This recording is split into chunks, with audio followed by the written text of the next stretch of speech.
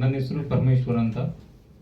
ಈಶ್ Myra producer ಅನ್ನೋ ಒಂದು ಸಂಸ್ಥೆನ ಕಟ್ಟಿ ಸಿನಿಮಾ ಪ್ರೊಡಕ್ಷನ್ ಮಾಡಬೇಕು ಅನ್ನೋ ಕನಸುಗಳನ್ನ ಹೊತ್ಕೊಂಡು ಗಾಂಧಿನಗರದಲ್ಲಿ ಅಲಿತಾ ಇದ್ವಿ. ಸೊ ಒಂದು ಸಿನಿಮಾ ಪ್ರೊಡಕ್ಷನ್ ಮಾಡ್ತಾ ಇದ್ದೀನಿ. ಇವತ್ತಿನ ವಿಷಯ ಏನಪ್ಪ ಅಂದರೆ, ಉಪೇಂದ್ರ ಸಿನಿಮಾ ರೀ ರಿಲೀಸ್ ಅಂದರೆ ಇದು ಎಲ್ಲಿಂದ ಶುರುವಾಯಿತು ಅಂದರೆ, ಶಿಲ್ಪಾ ಶ್ರೀನಿವಾಸ್ ಸರ್ ಪ್ರೊಡ್ಯೂಸರ್. ಅವ್ರು ಯಾವಾಗಲೂ ಒಂದು ಮಾತು ಹೇಳ್ತಿರ್ತಾರೆ, ದಣಿ ನಮಗೆ ಈ ಥಿಯೇಟ್ರ್ ಅನ್ನೋದು ದೇವಸ್ಥಾನ ಇದ್ದಂಗೆ, ಅವ್ರು ಕ್ಲೋಸ್ ಆಗ್ತಾ ಇದ್ರೆ ಒಂಥರ ಹಂಗೆ ಹಿಂಗೆ ಅವ್ರ ದುಃಖಗಳು ತುಂಬ ಇದೆ ಅವ್ರೊಳಗಡೆ. ಸೊ ಅವತ್ತು ನಾನು ಡಿಸೈಡ್ ಮಾಡಿದೆ, ಓಕೆ ಉಪೇಂದ್ರ ಸಿನಿಮಾನ ರಿಲೀಸ್ ಮಾಡೋಣ ಅಂದ್ಕೊಂಡು 25th ಇಯರ್ಗೆ ಮಾಡಬೇಕಿತ್ತು. ಕಾರಣಾಂತರಗಳಿಂದ ಬೇರೆ ಮಾಡಿದ್ರು ಆಗಲಿಲ್ಲ. ಸೊ ಈಗ ಮತ್ತೆ ರಿಲೀಸ್ ಮಾಡೋಣ ಅಂತ ಪ್ಲ್ಯಾನ್ ಮಾಡ್ಕೊಂಡ್ವಿ. ಅದೇ ಈ ಪ್ರವೀಣ್ ಸರ್ ಹೇಳ್ದಂಗೆ ರಿಲೀಸಲ್ಲಿ ಏನು ವಿಶೇಷ ಅಂತ ಹೇಳೋದಾದರೆ,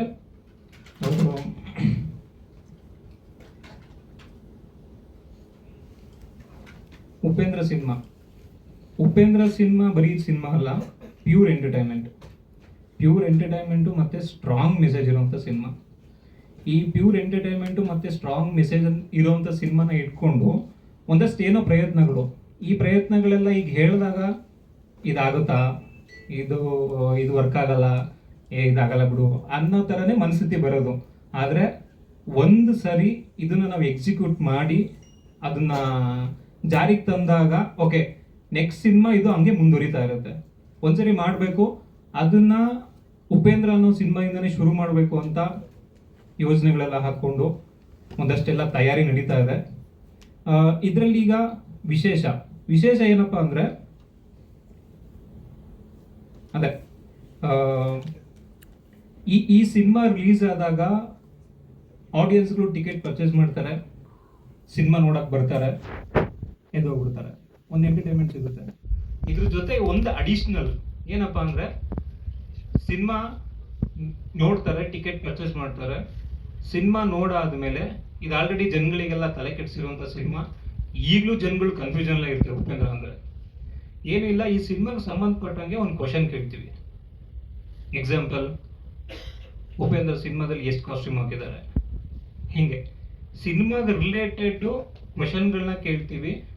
ಯಾರು ಅದಕ್ಕೆ ಆನ್ಸರ್ ಮಾಡ್ತಾರೋ ಅವ್ರಿಗೆ ಅವತ್ತಿಂದು ಆ ಶೋದು ಏನು ಕಲೆಕ್ಷನ್ ಶೇರ್ ಅಮೌಂಟ್ ಇರುತ್ತಲ್ಲ ಅವರಿಗೆ ಪ್ರೈಸ್ ಮನಿಯಾಗಿ ಕೊಡ್ತೀವಿ. ಇದು ಫಸ್ಟ್ ಪಾಯಿಂಟ್. ಎರಡನೇದು, ಇನ್ನೊಂದು, ಈ ಪ್ರಯತ್ನಗಳು ಈಗ ಹೇಳಿದಾಗ ಇದು ಅಸಾಧ್ಯ, ಇದು ಸಾಧ್ಯ ಇಲ್ಲ ಅನ್ನೋದು ಸ್ಟಾರ್ಟಿಂಗಲ್ಲಿ ಎಲ್ಲರಿಗೂ ಬಂದೇ ಬರುತ್ತೆ. ಬಟ್ ಒಂದು ಬಂಡ ಧೈರ್ಯದಲ್ಲಿ, ಒಂದು ಬಂಡ ಪ್ರಯತ್ನದಲ್ಲಿ ಮಾಡ್ತಾ ಇದ್ದೀವಿ.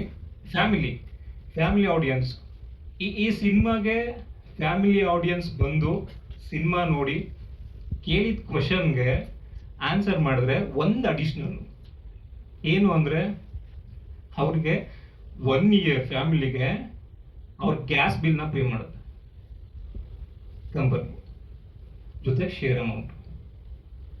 ಓಕೆ, ನೆಕ್ಸ್ಟು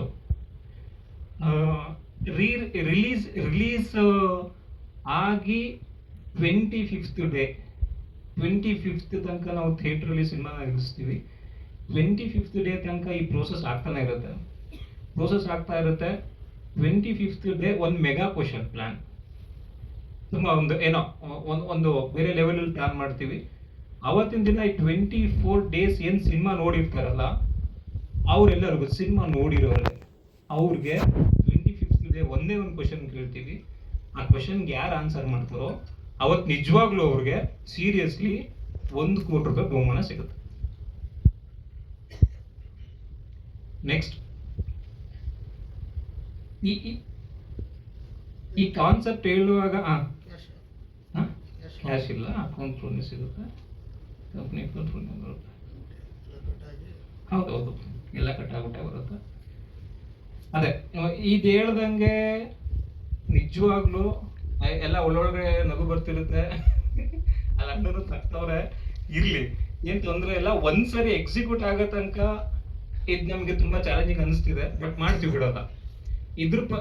ಇದಕ್ಕೆ ನಮಗೇನು ತಯಾರಿ ಬೇಕು, ಏನೇನೋ ಅಂತ ಹೇಳ್ಬಿಟ್ಟು ಒಂದು 3-4 months ಇಂದ ತುಂಬ ಎಫರ್ಟ್ ಹಾಕ್ಬಿಟ್ಟು ಇದು ವರ್ಕ್ ಆಗುತ್ತಾ, ಇದು ವರ್ಕ್ ಆದರೆ ಎಷ್ಟು ಟೀಮ್ ಬೇಕು ನಮಗೆ, ಎಷ್ಟು ಜನ ಬೇಕಾಗ್ತಾರೆ ಕರ್ನಾಟಕದಲ್ಲಿ ಎಕ್ಸಿಕ್ಯೂಟ್ ಮಾಡೋಕ್ಕೆ, ಪ್ರತಿ ಥಿಯೇಟ್ರಿಗೂ ಎಷ್ಟು ಜನಗಳನ್ನ ಇಟ್ಬಿಟ್ಟು ಕೆಲಸ ಮಾಡಿಸ್ಬೇಕಿದನ್ನ ಅಂತ ಎಲ್ಲ ಒಂದು ಟ್ರಯಲ್ ಆ್ಯಂಡ್ ಎರರ್ ಥರ ಸುಮ್ಮನೆ ಒಂದಷ್ಟು 10 ಹಳ್ಳಿಗಳಿಗೆ ಹೋಗ್ಬಿಟ್ಟು ಏನೋ ಅಲ್ಲೇನೋ ಒಂದು ಕಾನ್ಸರ್ಟ್ ಮಾಡಿ ಏನೇನೋ ಮಾಡಿದೀವಿ. ಇದೆಲ್ಲ ಐ ಎಮ್ ಪ್ರೊಡ್ಯೂಸರ್ ಅನ್ನೋ ಯೂಟ್ಯೂಬ್ ಚಾನಲಲ್ಲಿ ಎಲ್ಲ ಡೀಟೇಲ್ಸ್ ಸಿಗುತ್ತೆ, ಆ ಚಾನಲಲ್ಲಿ ಎಲ್ಲ ಇದೆ.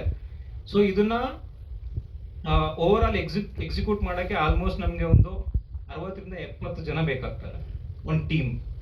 ಸೊ ಆ 60 ರಿಂದ 70 ಜನನ ಪ್ರತಿ ಒಂದು ಡಿಸ್ಟ್ರಿಕ್ಟಲ್ಲೂ ಇಬ್ಬಿಬ್ರಿಗೆ ಅಪಾಯಿಂಟ್ ಮಾಡ್ಕೋತೀವಿ.